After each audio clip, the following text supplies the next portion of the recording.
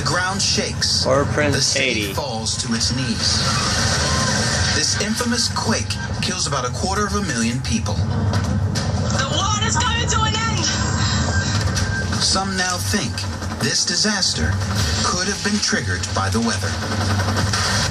Meteorologist Steph Galter thinks this may be the case. You might think that earthquakes are only to do with what's going on beneath your feet, but there is a chance that it could also have something to do with what's going on above your head, the weather.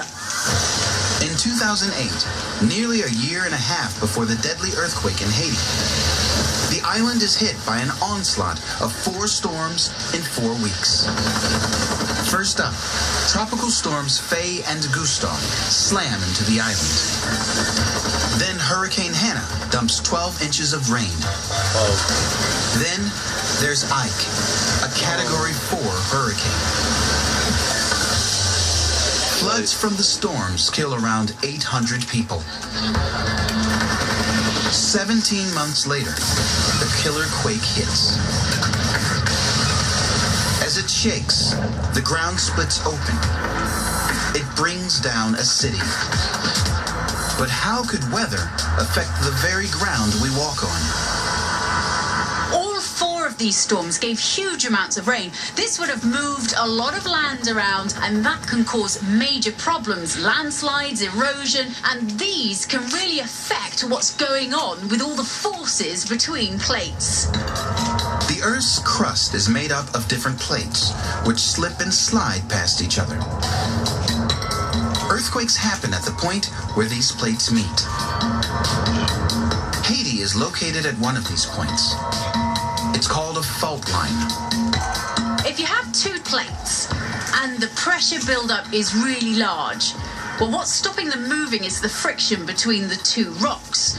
But if you remove some of the soil, you're getting rid of some of the friction, and that could be all that's needed in order to cause a slip. Now, theoretically, it could have taken then 2 years for those pressure differences to have taken effect.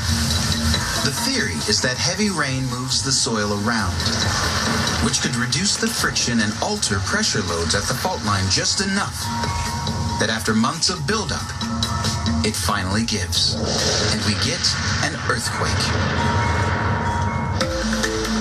In Haiti, there is nearly a year and a half between the storms and the quake. But new evidence is emerging that hurricanes could cause instant earth movements.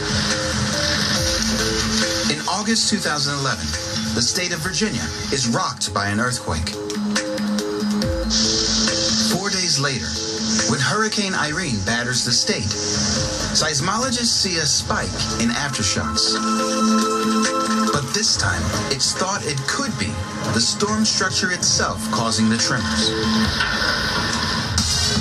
A hurricane is a wave of low air pressure. This means the air is actually pressing down less on the ground. It's this low air pressure that might be making the Earth move. The air is actually fairly heavy, so if you have low pressure, that's releasing some of the weight, and that could potentially be all you need in order to trigger an earthquake. So next time the Earth shakes, it could be the work of the weather.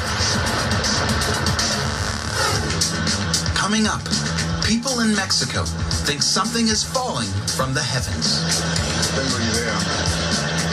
And there's an ice-mageddon in Toronto.